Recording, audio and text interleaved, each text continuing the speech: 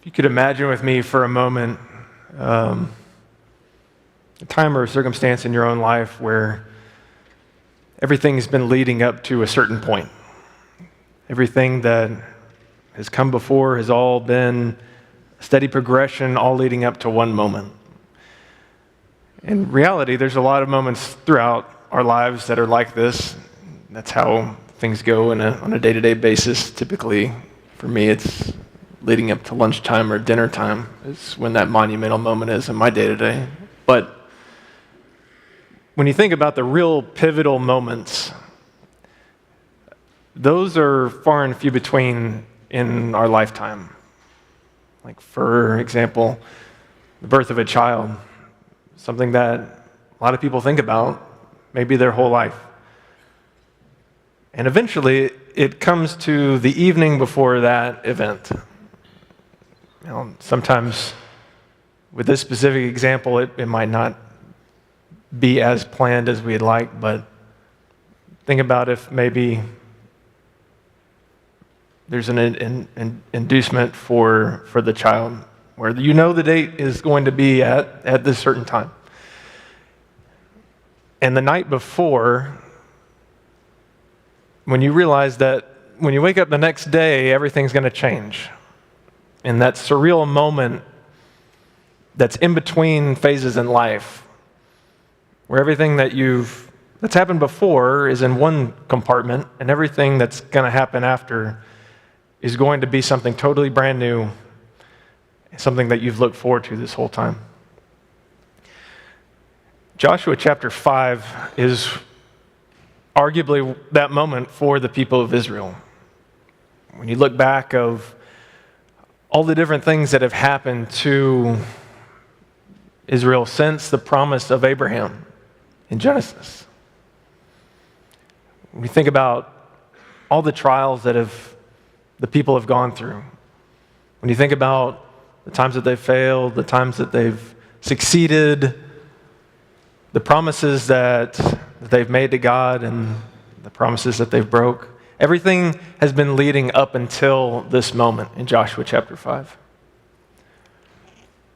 So as a bit of a review, let's look at what we've covered so far in this class. In chapter 1, at the end of Deuteronomy, we see that Moses died. Joshua is now proclaimed leader in his stead. The people are all in. And that hasn't always been the case, right? The people of Israel waffle to and fro. They go back and forth of their obedience. But as you read through Joshua, there's almost not a shadow of doubt in their mind of what they're about to accomplish and what they're ready for.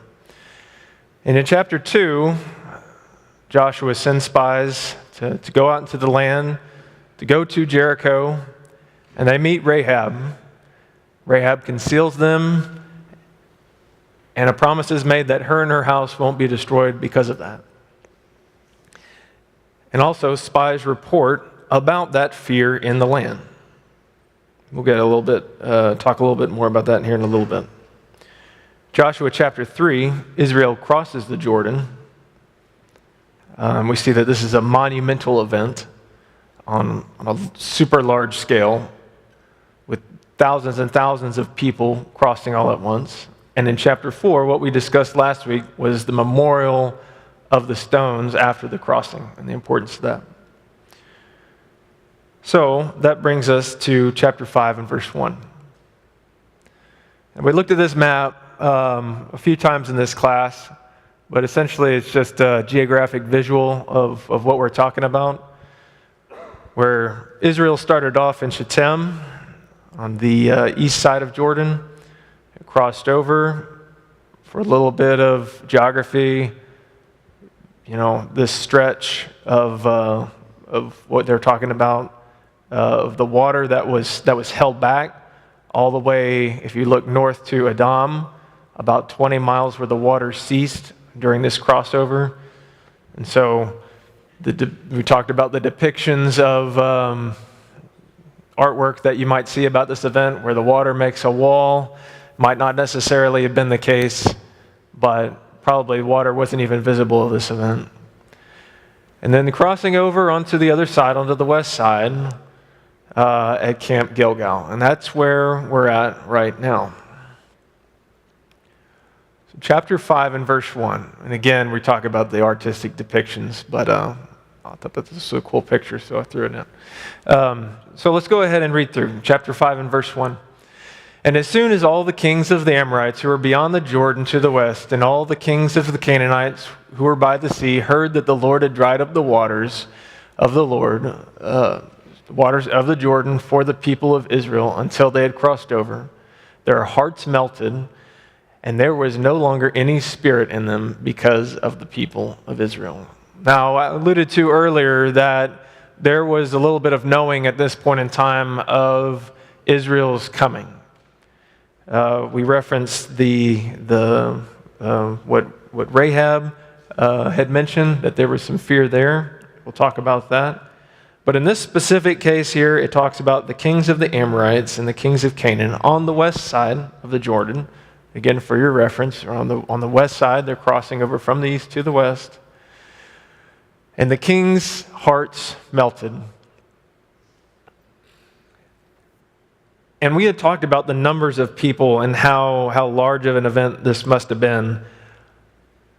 But this picture, I think, does give a depiction of how much volume of people were crossing over during this event. And it's hard to pinpoint an exact amount. Anywhere from, I've seen 600,000 up to 2.5 million. Anyways, it's a large amount of people to be crossing over the river at this time. And an event like that doesn't go unnoticed.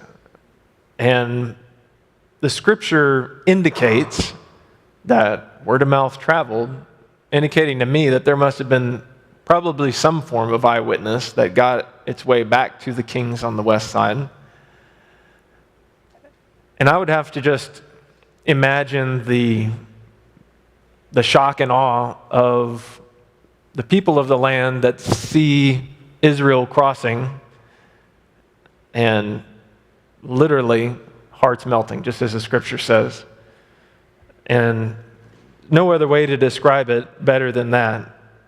Just that sinking feeling in your heart that there's nothing that you can do to stop what's about to happen. So, we touched on these things, but an event worthy of news to be shared, for sure.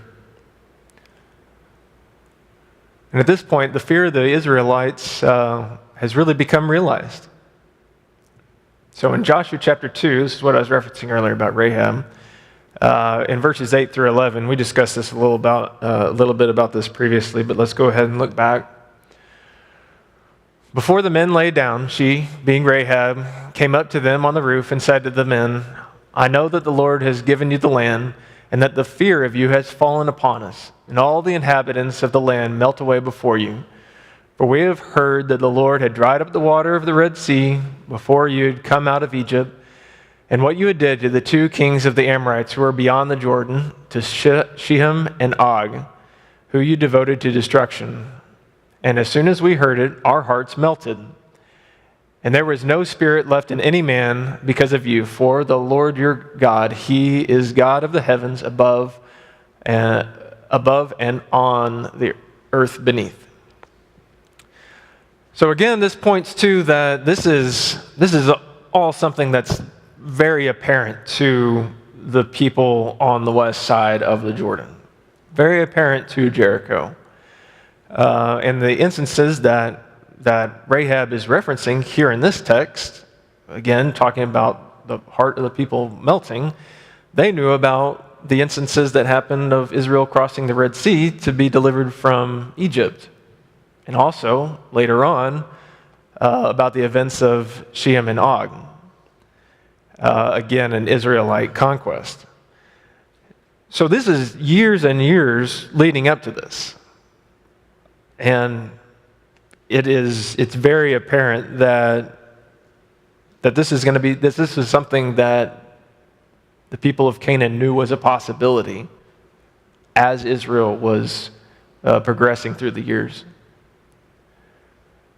So I mentioned the Red Sea drying up, Sihon and Og. Let's look at those two events briefly, because that's not one that we remember the Red Sea, but not necessarily Sihon and Og. This is recorded in Numbers chapter 21, starting in verse 21. Then Israel sent messengers to Sihon, king of the Amorites, saying, "Let me pass through your land. We will not turn aside into the field or vineyard. We will not drink of the water of a well. We will go by the king's highway until we have passed through the territory." But Sihon would not allow Israel to pass through this territory. He gathered all of his people together and went out again against Israel to the wilderness and came to Jahaz and fought against Israel. Israel defeated him with the edge of the sword and took possession of the land from the Arnon to Jabbok, as far as to the Amorites, for the border of the Amorites was strong.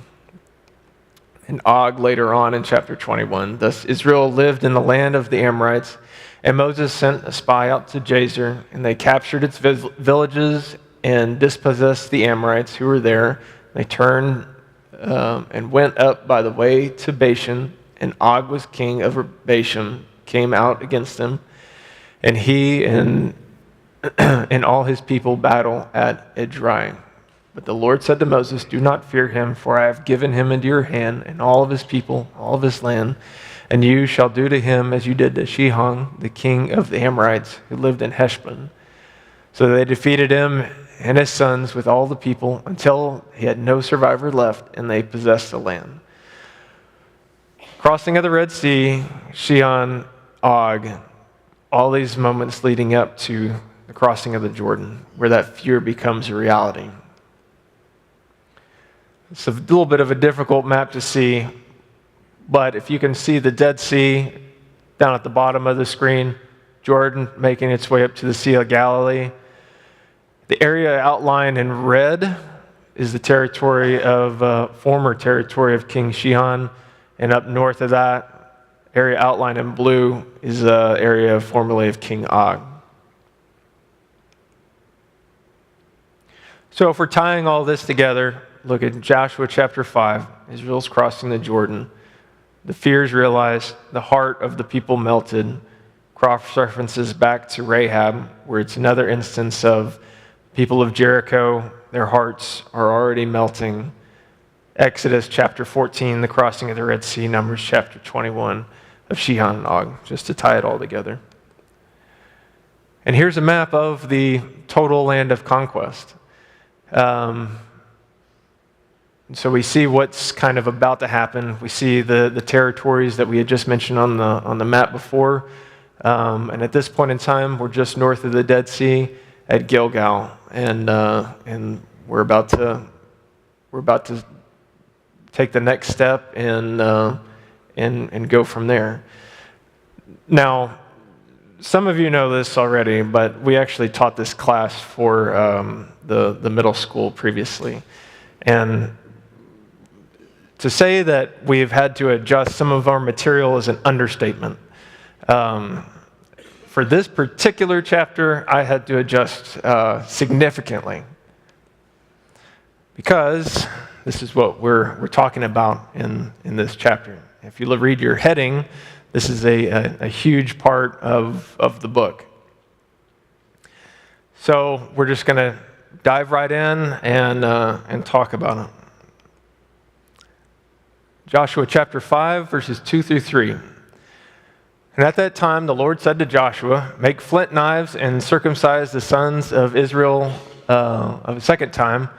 So Joshua made flint knives and circumcised the sons of Israel at Gibbeth Harloth. I was very selective on what picture I put in this slide for obvious reasons, but whenever you're reading through this, I thought a depiction or a model of what an ancient flint knife might have looked like to kind of give an idea. There's a lot of ancient documentation of flint knives that look pretty nice and almost looked like a regular knife, very fashioned. But if you have to imagine that the Israelites were wandering through the wilderness after all these years, these are probably the tools they got. I think it is worth defining. So circumcision being a medical procedure, cutting off the foreskin of a young boy or man, usually as an infant, as a religious or social custom for potential health benefits such as improved hygiene. I do think it's worth defining. So I was teaching a class previously when we lived in the Dallas-Fort Worth area, and Alex was in the class with me, and the class was over the differences of the Old and New Testament. And the girl sitting next to Alex in the class leaned over and said, "Just really glad we don't have to get circumcised." And Alex said, "We never had to. You should talk to your parents." So it is important to define. And then just looking back at the text, it does say that the sons of Israel were circumcised a second time. It's not immediately what you think, and we'll dig a little bit more into that. There's a little bit more of an explanation as we go on. Before we move on, at the location of where this took place, at Gibeath Haraloth, and it translates in Hebrew to Hill of the Foreskins. So if anyone is interested in baby names with meaning, look no further.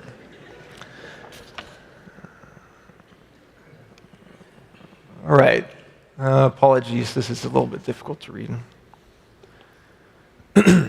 Chapter 5, verses 4 through 6. And this is the reason why Joshua circumcised them. All the males of the people who came out of Egypt, all the men of war, had died in the wilderness on the way after they had come out of Egypt.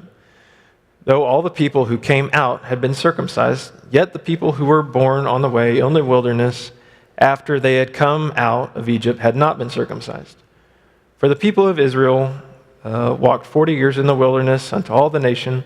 The men of war who came out of Egypt perished because they did not obey the voice of the Lord. The Lord swore to them that he would not let them see the land that the Lord had sworn to their fathers to give us, a land flowing with milk and honey. So when we're talking about the second circumcision, this is actually more, the way to think about it is more of the total people of Israel at one massive point in time going through the circumcision. Now that begs the question, why weren't they circumcised? Does anyone have any ideas on that? Why weren't the people circumcised at this time? Well, isn't that like why they got presented at the temple or the tabernacle? And if you're traveling through the wilderness on the 8th day, the tabernacle's not set up. It wasn't set up all the time. And so it's kind of almost impossible to do a proper ceremony. Yeah, that's a great point. That's something that I didn't think of. And the point was the tabernacle is not set up, and so maybe everything isn't in place to do so. They weren't told to. Moses was told to right before they went in the first time, but there's no other mention of it while they're wandering around the wilderness. Mm-hmm. And we know from experience that the children of Israel, much like us, have to be told over and over and over again to do things because we forget. A generation is gone and we're all dead. The parents didn't tell them; they got no idea. Yeah, absolutely. So maybe maybe it wasn't told, maybe it wasn't communicated, maybe it wasn't passed down. Oops. I definitely think that there's some validity to that, and maybe the tradition ceased over time. Maybe that's reality, and maybe wandering through the wilderness and in the back of their heads thinking about the unsanitary conditions of being in that wilderness environment. John? Couldn't it be possibly because they were entering the promised land and it was so special Mm-hmm. and then probably from then on. Yeah, absolutely. I would say from that time, but one thing that's definitely for sure is in between the time of leaving Egypt up until this point, if God had intended for them to be practicing this, Israel demonstrated multiple times throughout this point that obedience was something that was a struggle for them, and maybe that was the case for this aspect as well. All right, Joshua chapter 5, verse 7 through 9. So it was their children whom he raised up in their place that Joshua circumcised, for they were uncircumcised because they had not been circumcised on the way. When the circumcising of the whole nation was finished, they remained in their place in the camp until they were healed. And the Lord said to Joshua, "Today I have ruled away the reproach of Egypt from you." And so the name of that place is called Gilgal to this day. So if you're looking at, if you're about to go into war, circumcising your entire camp of all your able-bodied men is probably a questionable tactic at the very least, but we see that God doesn't have the same tactics as we do. And the restoring of that covenant that goes all the way back to Genesis, far more important than what we may have intended as individual people. So I think that's an interesting note. And if we're looking at the actual location, Gilgal, it's Hebrew for meaning to roll, and it's not the first time that we've seen this location. We've seen it. Oh, I'm losing my place.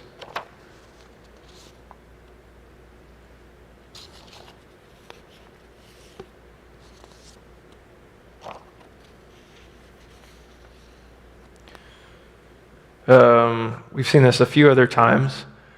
If you're looking in Judges chapter 3, we also see this location that Ehud slays Eglon, who was the very fat king of Moab. And if you think that's being insensitive, you can read through the text. The Bible portrays it much more politically incorrect way than what I just said. And then in 1 Samuel chapter 13, where Samuel made his unlawful sacrifice, peace offering, and rebuked by Samuel. And as far as other events that's tied to circumcision at this time, we can look back to the institution of the Passover back in Exodus, and then we also see Moses' speech to Israel in Deuteronomy, referring to the circumcision of the heart. And at the end of Moses' speech, he, also to tie this back to Joshua, he announces that Joshua will be the new leader after him. Okay. So why is this circumcision event important? As we've mentioned a couple of times, it's going back to the beginning of the covenant outlined in Genesis chapter 17 and verse 11. Which God says to Abraham, "You shall be circumcised in the flesh of your foreskins and shall be a sign of the covenant between me and you." So this represents a covenant between God and Abraham, or the people of Israel. All right, so that begs the question of what's a covenant? Covenant's one of those real churchy words, so to speak, that we don't really talk about a whole lot outside of Scripture, or in the Halo video game series, take your pick. But just so we can all define what covenant is, what is a covenant? Agreement? Contract? Yep. Did someone say something? A commitment? Absolutely. Okay, so we see covenant being restored. Many covenants exist between God and man throughout Scripture. We've seen that a few times now. In pretty much every major person that's mentioned through Scripture, God has had a covenant with. Think about the covenant with Adam in the garden, with Noah and his family in the ark, Abraham that we're reading about here, Moses and Israel with the covenant of the Mosaic Law, if you're talking about the new covenant described in Jeremiah chapter 31. But specifically what we're talking about here, circumcision being tied to Abraham and that covenant. And the covenant, circumcision being the representation of the covenant that Abraham is promised for land, people, and blessing. Okay, so what does having a covenant mean exactly? We had some great answers, all answers that meet the description of a covenant, an agreement, a contract. But what does that mean to have a contract with God? What does it mean to have an agreement with God? Okay, responsibilities on both sides.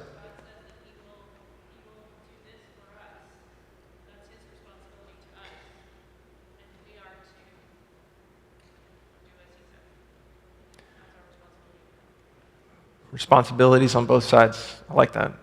I think it also, if you think about an example of two people today that make a covenant together, and we'll come up with something really simplistic, not marriage is a great one. Think about even let's take a little bit of a step back and even think about. Let's just say that you're going on a trip with someone.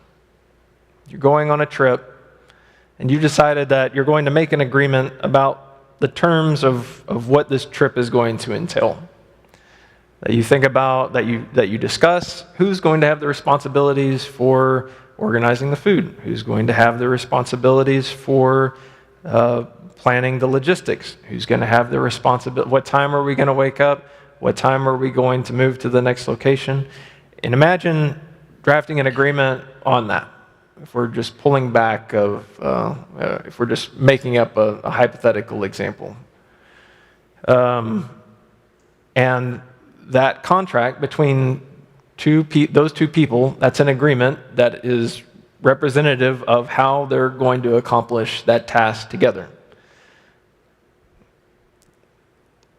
All right. So when we're looking at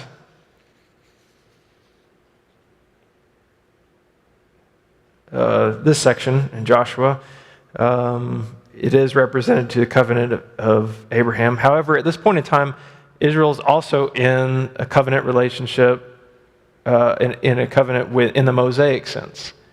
And we think about covenant law.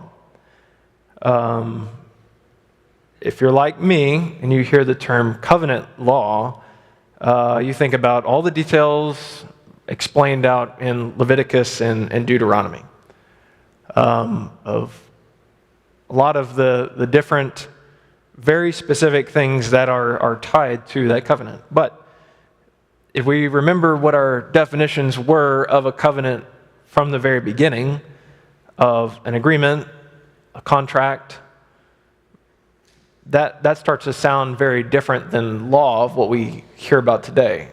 So trying to make a little bit more sense of that. In our common day, what we often think of law are a set of rules created and enforceable by social governments or institutions to regulate behavior. That's essentially what law means today. But if we're looking at agreement or contract, it's basically a mutual understanding and agreement between two or more parties about how that relationship's to be conducted. So if we're looking back to our example about the two people that are going on a trip, they're evaluating their circumstances of that agreement, and they're going to hold to that agreement. They're not, those two individuals then and of themselves aren't bound by a higher law, like we think of government in the law sense that we of U.S. citizens are under the law of the U.S. government, but it's the relationship between the two of them.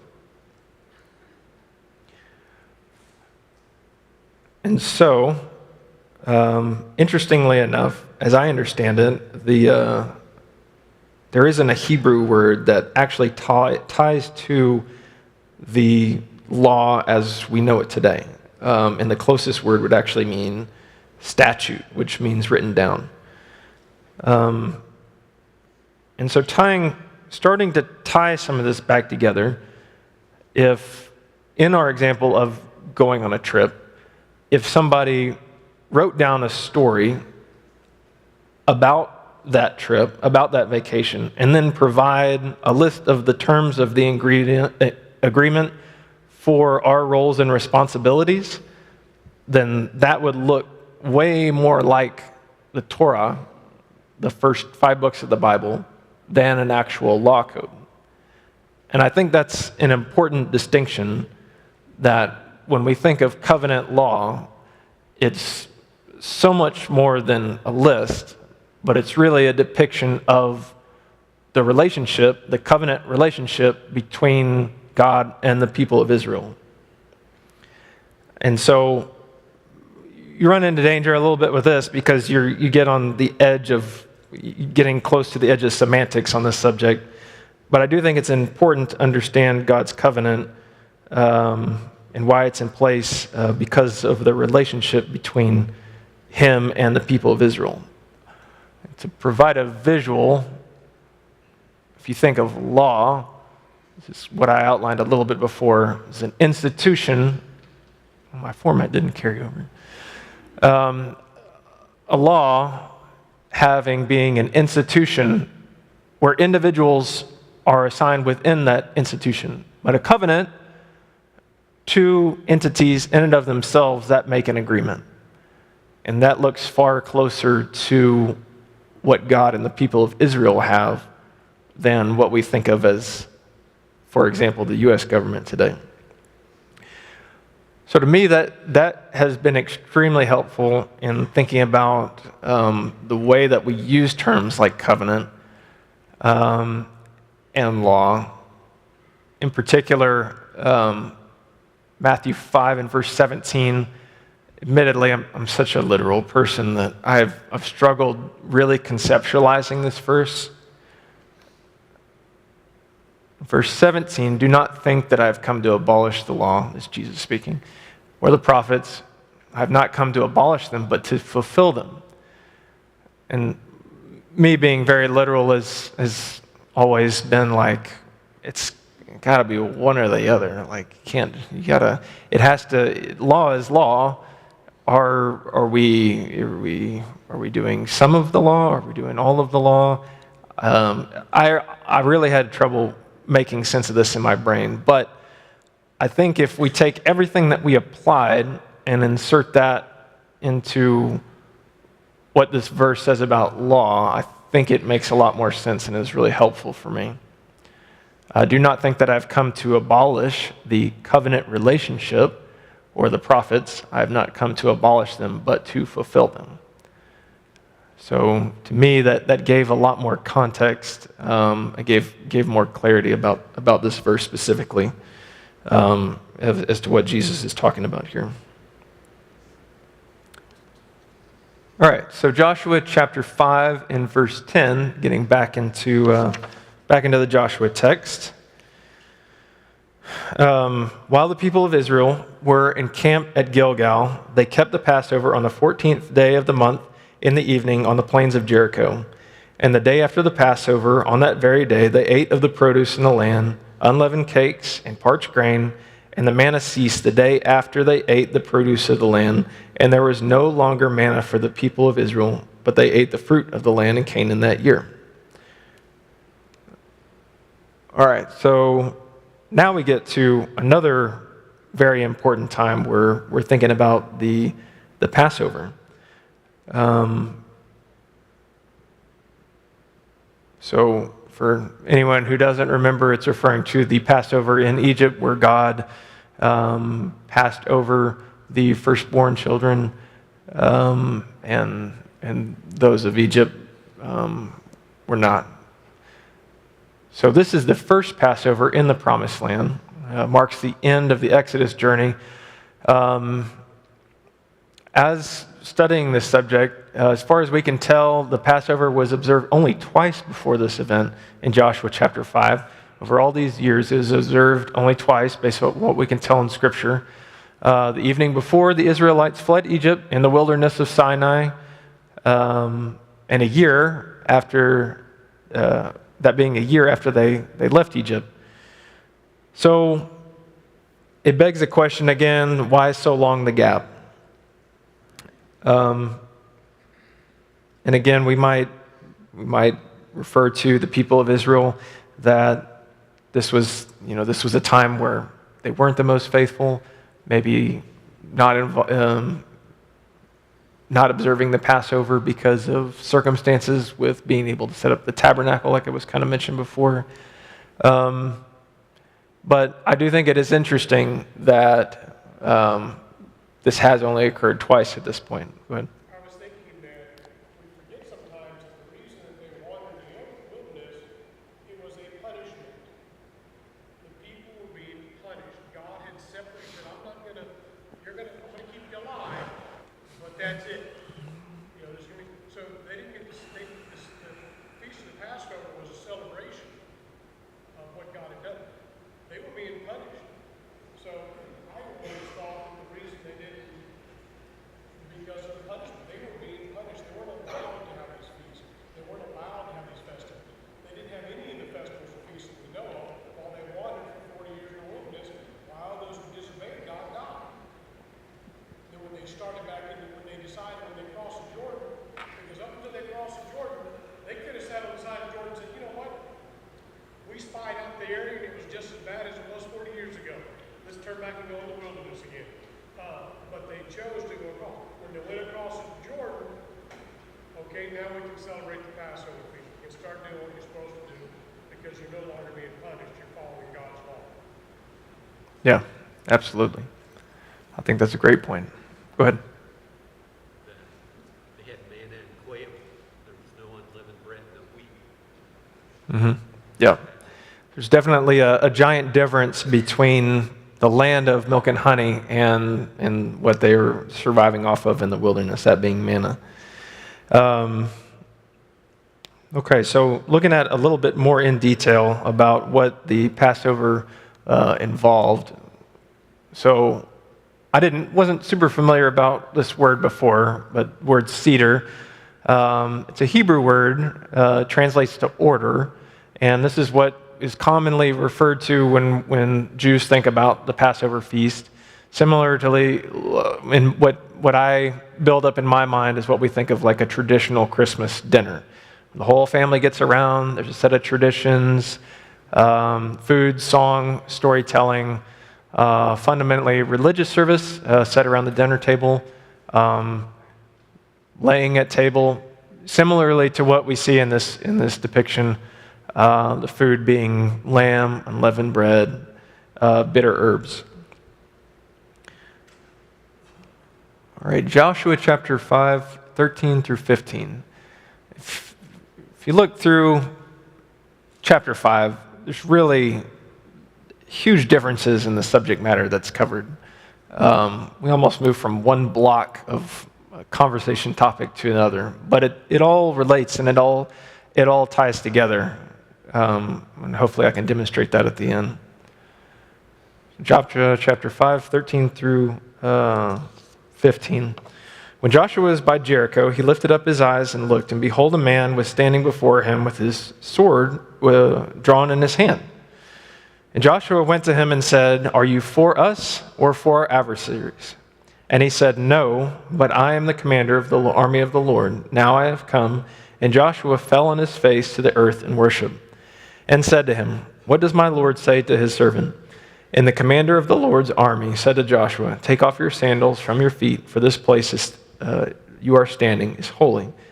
And Joshua did so. So real quick, any guesses? Who is this? Commander of the Lord's army. What did you say? Michael, angel. Okay.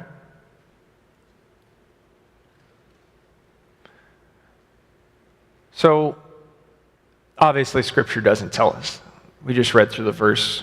and there's nothing that is directly pinpointed to who this individual is, we can use some context clues to help us get us in the ballpark.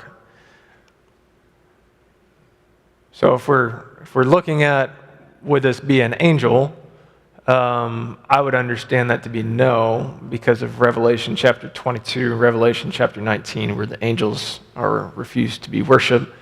And so that leads me to think that this is God in some form, especially with the terminology of remove your shoes as is holy ground, which is a callback to Exodus chapter 3 and verse 5 in the burning bush.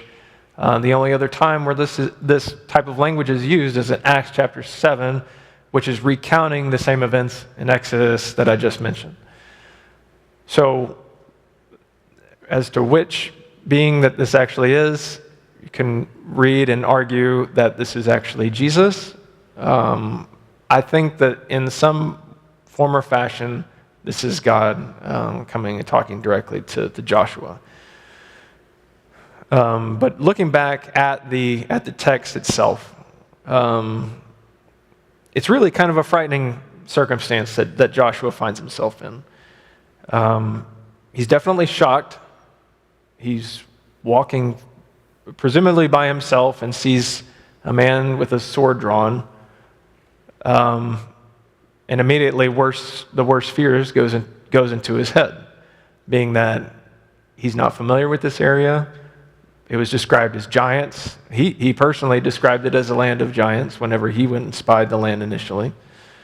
So you can imagine that he's pretty on guard when it comes to seeing something that he's not super familiar with.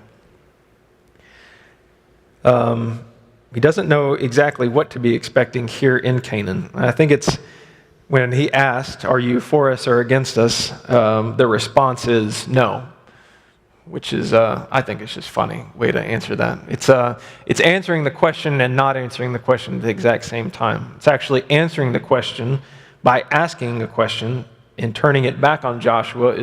You should be asking, whose side are you on? Are you on God's side? Or are you going to go your own way and you're going to turn, like so many of the Israelites have done before, and turn the way that you want to?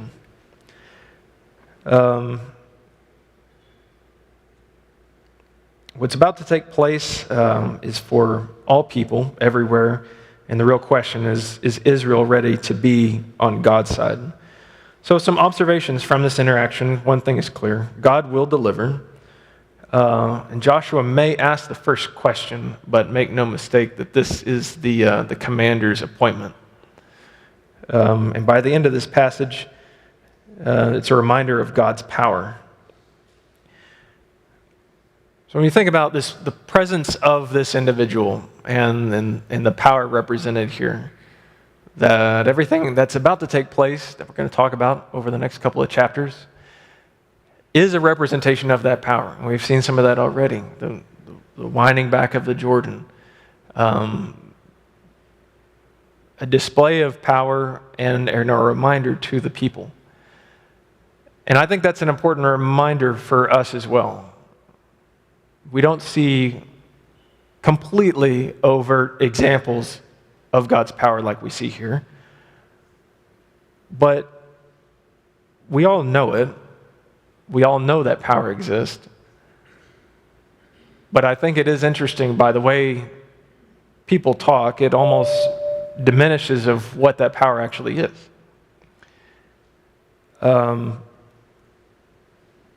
In some aspects, by the way some people talk, you think that Satan is winning. But I'd like to point that there is no indicator in Scripture that there's any evidence that Satan has ever won against God. And that people have failed, yes. But God has always been in total control through the whole time. And like to reference what an old preacher said one time, using a reference from Job, and the interaction between Satan and God. So looking back at Job, in chapter 1, starting at verse 8, The Lord said to Satan, "Have you considered my servant Job? There is none like him on the earth, a blameless and upright man who fears God and turns away evil." And Satan answered the Lord and said, "Does Job fear God for no reason? Have you not put the hedge around him and his house and all that he has on every side? You have blessed the work of his hands, and the possessions have increased in the land. But stretch out your hand and touch all that he has, and he will curse you to your face."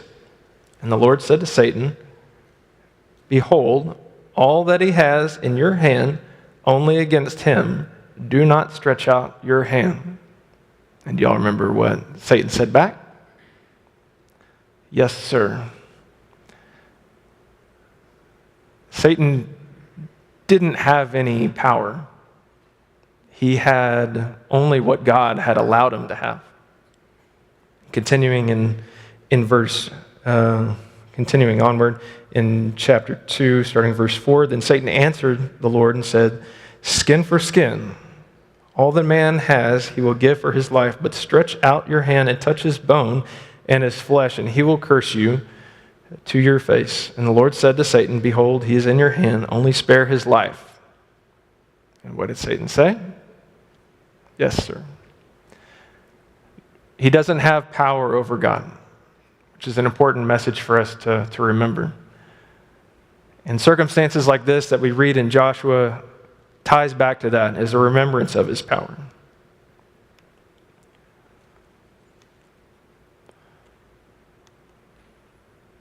So with the completion of the events in this chapter, God has given us 4 remembrances that the people are to never forget. Seen in the previous chapter, there are memorial stones as a symbol of his power, circumcision as a symbol of his covenant, Passover as a symbol of his love and grace, and the commander of the Lord talking to Joshua, remembering God's power and his presence is with us. So going back to the beginning, where we all started, what's going to happen tomorrow? If you look at your heading in chapter 6, you know what exactly is about to happen. All of the events that Israel has gone through the entire history of their people, leading all the way back to Abraham. Every single small moment, every single big moment has led